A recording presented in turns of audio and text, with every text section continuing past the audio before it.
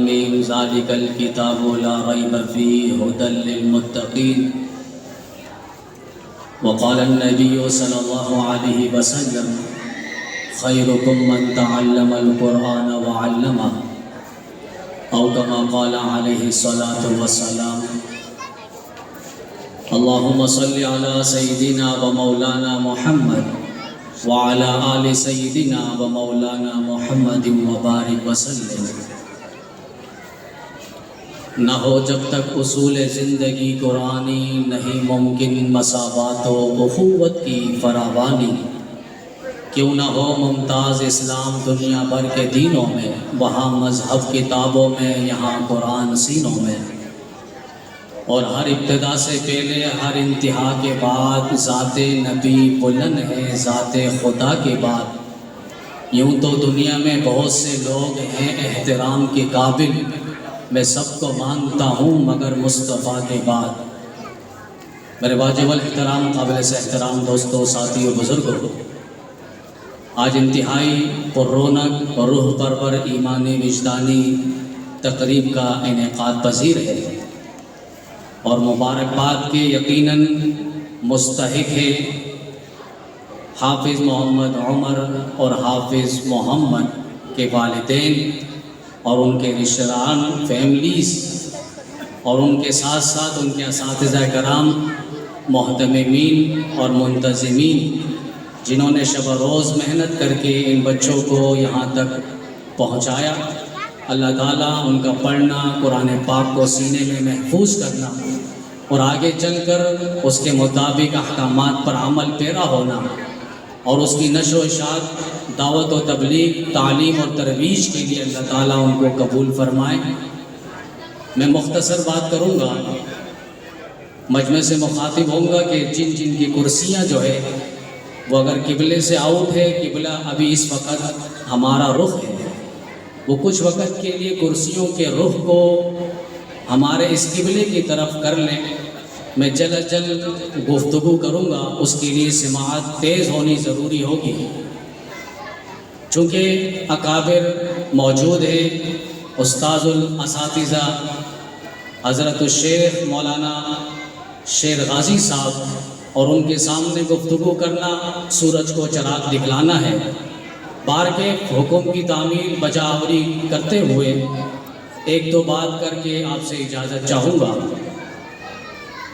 میرے بھائیوں اور دوستوں، آپ یہ حدیث سنتے رہتے ہیں کہ امام الانبیاء صلی اللہ علیہ وسلم نے ایک موقع پہ حضرت ابو ہریرہ رضی اللہ تعالیٰ عنہ سے فرمایا، اے ابو ہریرہ کیا کرتے ہو؟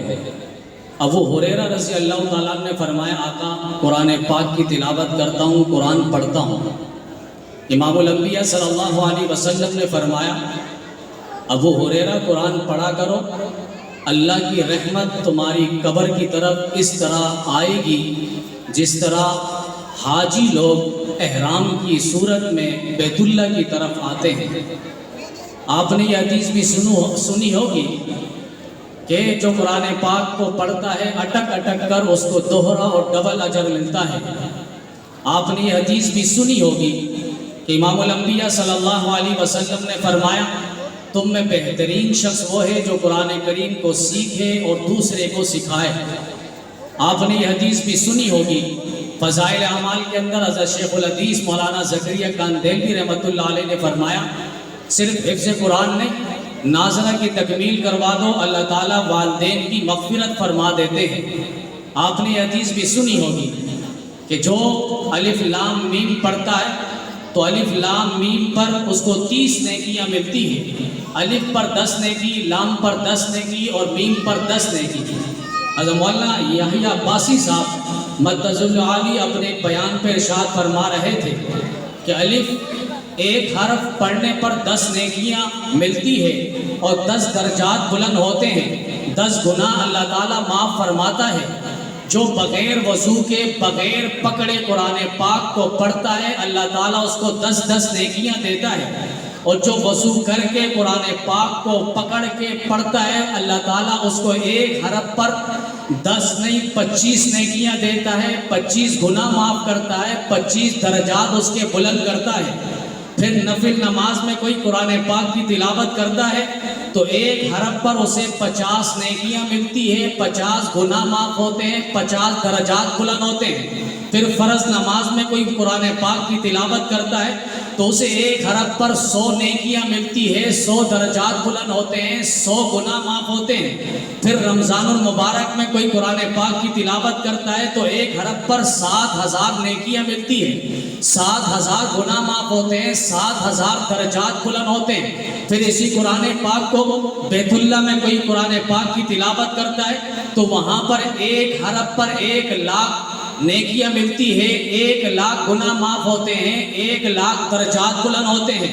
پھر بیت اللہ کے سائے میں اگر قرآن پاک کو رمضان مبارک میں کوئی تلاوت کرتا ہے تو 70,00,000 اس کے گناہ معاف ہوتے ہیں، 1 حرف پر 70,00,000 اس کو نیکیاں ملتی ہے، 70,00,000 اس کے درجات بلند ہوتے ہیں۔ میرے بھائیوں اور دوستوں، بزرگوں، یہ قرآن پاک عجیب کتاب ہے، اس کو پکڑنا بھی ثواب، اس کو چھونا بھی ثواب، اس کو چومنا بھی ثواب، اس کو آنکھوں سے لگانا بھی ثواب ہے۔ اس کے اندر 4000 علوم کو اللہ تعالیٰ نے سمو دیا ہے۔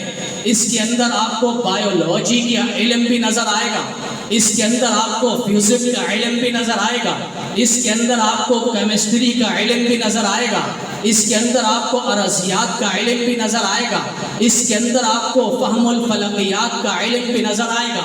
آج دنیا سائنس کی بات کرتی ہے، آج دنیا ٹیکنالوجی کی بات کرتی ہے، آج دنیا تحقیق کی دنیا میں جا کر ریسرچ کی بات کرتی ہے اور کہتی ہے کہ دیکھو بھائی، ہوا کے دوش میں اڑنا آسان ہے، ہوا کے دوش میں طیاروں کو، ہوائی جہاز کو اڑانا آسان ہے۔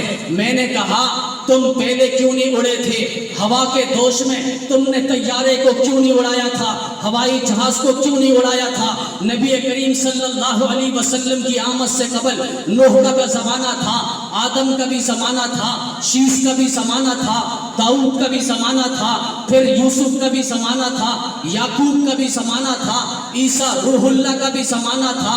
کبھی تم طیارے میں اڑے نہیں، یہاں اڑ کیوں رہے ہو؟ پھر میں کہوں گا وَلِسُلَيْمَانَ الرِّيحَ غُدُوُّهَا شَهْرٌ وَرَوَاحُهَا شَهْرٌ۔ اس آیت کے اندر اللہ بتلا رہے ہیں سلیمان علیہ السلام ہوا کی دوش میں اڑا کرتے تھے۔ آج دنیا سائنس تحقیق کی بات کرتی ہے کہ دنیا جب بنی تھی اندھیرا ہی اندھیرا تھا، پھر اس میں روشنی آئی۔ میں نے کہا آج تمہاری تحقیق ہو رہی ہے، ارے 1400 سال پہلے قرآن نے اس کے نقشے کو یوں واضح کر دیا ہے، یولج اللیل فی النہار ویولج النہار فی اللیل۔ آج دنیا تحقیق کرتی ہے اور کہتی ہے کہ انسان کی بناوٹ میں سب سے پہلے اس کا کان بنا۔ میں کہتا ہوں قرآن میں 1400 سال پہلے اس تحقیق کو بھی واضح کر دیا ہے، ان السمع والبصر والفؤاد کل اولئک کان عنہ مسئولا۔ آج دنیا تحقیق کرتی ہے کہ ہم جو بات کر رہے ہیں یہ بات ضائع نہیں ہو رہی، یہ ہواؤں میں جا رہی ہے، فضاؤں میں جا رہی ہے۔ یہ ایک دن کوئی آئے گا اس باتوں کا جواب دے گا۔ ہم نے کہا 1400 سال پہلے قرآن کریم نے یہ بھی بتلا دیا، الیہ یصعد الکلم الطیب والعمل الصالح یرفع۔ جی ہاں، آج کی دنیا تحقیق کرتی ہے چاند پہ پہنچنا آسان ہے، ہم چاند پہ پہنچ رہے ہیں۔ یہ تو قرآن کریم کہتا ہے اقتربت الساعۃ وانشق القمر۔ جی ہاں، علامہ قرطبی نے تفسیر قرطبی کے اندر اس آیت کے ذیل میں لکھا، اس آیت سے پتہ چلتا ہے ایک وقت آئے گا لوگ چاند پہ پہنچیں گے۔ آج کی دنیا تحقیق کر رہی ہے۔ میں نے کہا یہ تحقیق ہمارا قرآن کریم پہلے پیش کر چکا ہے۔ آج دنیا سائنس چاند پہ پہنچ رہی ہے۔ تاریخ فرشتہ کے اندر محمد بن قاسم نے لکھا، میرے شیخی وسندی حضرت مولانا مفتی ظفر علی خان صاحب رحمہ اللہ فرمایا کرتے تھے کہ چاند پہ جب پہلا سائنسدان پہنچا اس نے 3 چیزیں دریافت کی۔ نمبر 1، چاند پہ دھڑاڑ کے نشان تھے، ٹوٹنے کے نشان تھے۔ نمبر 2، چاند پہ کسی کے قدم کے نشانات تھے۔ نمبر 3، جب چاند پہ پہنچا امریکی سائنسدان، اس نے کہا وہاں پر میں نے اذان کی آواز سنی، اشہد ان محمد الرسول اللہ۔ یہ 3 باتیں اس نے جب اپنے ملک کے اندر آ کر لوگوں کو بتلایا، لوگوں نے، انٹیلیجنس کے لوگوں نے کہا یہ باتیں نہیں کرو، مسلمانوں کے مذہب کی تائید ہوتی ہے۔ وہ اقتربت الساعۃ وانشق القمر پیغمبر کا معجزہ تھا، اللہ نے چاند کو 2 ٹکڑوں میں تقسیم کیا تھا۔ معراج کی شب نبی علیہ السلام چاند کو رونگتے ہوئے جا رہے تھے، آپ کے قدم مبارک وہاں پر نصب ہوئے تھے۔ پھر اشہد ان محمد الرسول اللہ کی صدائیں اللہ آسمان دنیا سے چاند پہ بھی کروا رہا ہے، پوری دنیا میں نبی کریم صلی اللہ علیہ وسلم کی صدائیں لگ رہی ہے۔ یہی تو میں کہہ رہا ہوں، آج کی دنیا تحقیق کر رہی ہے، جبکہ 1400 سال پہلے محمد عربی صلی اللہ علیہ وسلم نے اس قرآن کریم کے ذریعے ساری تحقیقات بتلا چکے ہیں، ساری تحقیقات، 4000 علوم۔ قرآن کریم میں ایک لفظ ہے یوم، یوم کا معنی دن، اور قرآن کریم میں اللہ تعالیٰ نے 365 مرتبہ یوم کا لفظ ذکر کیا، اور سال میں بھی 365 دن ہوا کرتے ہیں۔ شہر کا لفظ ہے، شہر عربی میں مہینہ کہتے ہیں۔ پورے قرآن کریم میں آپ ڈھونڈو گے 12 جگہوں میں شہر کا لفظ آیا۔ اللہ بتلا رہے ہیں مہینے بھی 12 ہے سال کے، تو شہر کا لفظ بھی اللہ تعالیٰ نے 12 مرتبہ قرآن کریم کے اندر ذکر کیا۔ پھر موت و حیات، یہ جتنی مرتبہ موت کو اللہ نے ذکر کیا، حیات کو بھی اتنی مرتبہ ذکر کیا۔ جتنی مرتبہ قرآن کریم کے اندر اللہ نے لیل کو ذکر کیا، اسی طرح اللہ نے نہار کو بھی ذکر کیا۔ یہ قرآن کریم کے علوم ہے، اور اس سے استفادہ ہمارے اکابر نے کیا ہے۔ حضرت حافظ محمد قاری عاصم کوفی رحمۃ اللہ علیہ کے بارے میں مشہور ہے کہ ان کے منہ سے خوشبو آیا کرتی تھی۔ کسی نے کہا آپ کچھ الائچی یا لونگ وغیرہ کوئی چیز چباتے ہو جس کی وجہ سے آپ کے منہ سے خوشبو آتی ہے؟ انہوں نے کہا نہیں، میں قرآن پاک کی تلاوت زیادہ سے زیادہ کرتا ہوں۔ ایک رات امام الانبیاء صلی اللہ علیہ وسلم کی زیارت ہوئی، نبی علیہ السلام نے فرمایا اے عاصم تم بہت پیارا قرآن پڑھتے ہو، مجھے بہت پسند ہے، لاؤ اپنے لب میرے قریب۔ نبی علیہ السلام نے بوسہ دیا، اس وقت سے میرے منہ سے خوشبو آتی۔ یہ قرآن کریم کا معمول انہوں نے بنایا۔ پھر ایک وقت آیا، ایک دور ایسا آیا، مرد تو مرد، عورت بھی قرآن پاک کی خدمت سے پیچھے نہیں رہے۔ عورتوں نے وہ کام اور جوہر کر کے دکھایا، انسانی عقل حیران ہے۔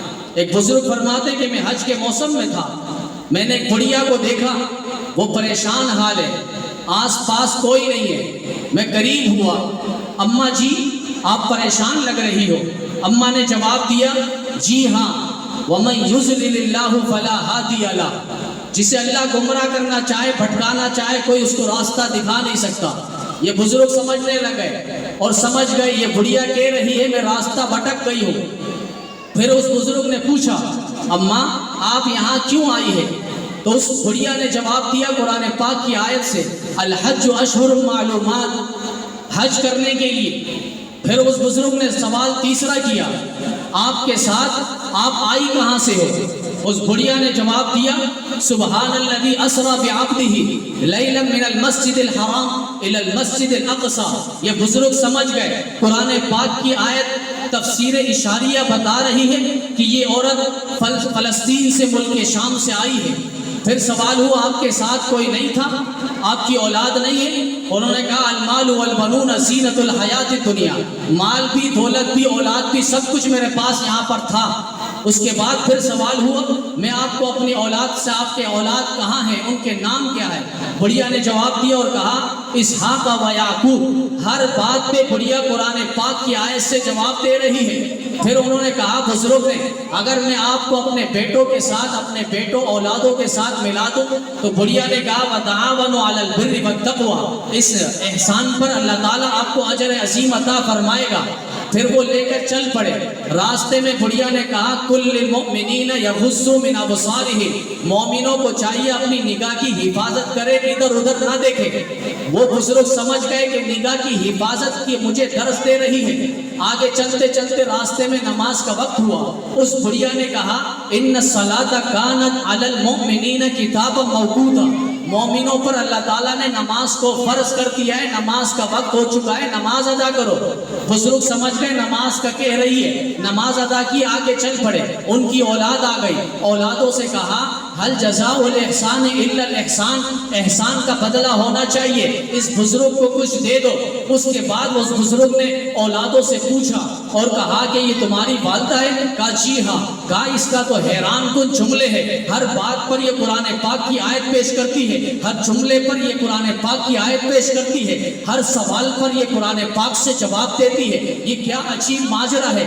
بچوں نے کہا، اولادوں نے کہا کہ آپ 1 گھنٹہ سفر کر کے حیران ہو، ہم 40 سال ماں کے ساتھ رہ رہے ہیں اور 40 سال سے ہم یہی دیکھ رہے ہیں، ماں ہر بات پر قرآن پاک سے جواب دے رہی ہے۔ یہ قرآن پاک کی خدمت ہمارے مرد تو مرد، خواتین بھی اس سے پیچھے نہیں رہی۔ قرآن کریم منزل من اللہ کتاب ہے۔ قرآن کریم وہ کتاب ہے جس کی حفاظت کی گواہی خداوند عالم نے کی ہے۔ قرآن کریم مقدس ترین کتاب ہے۔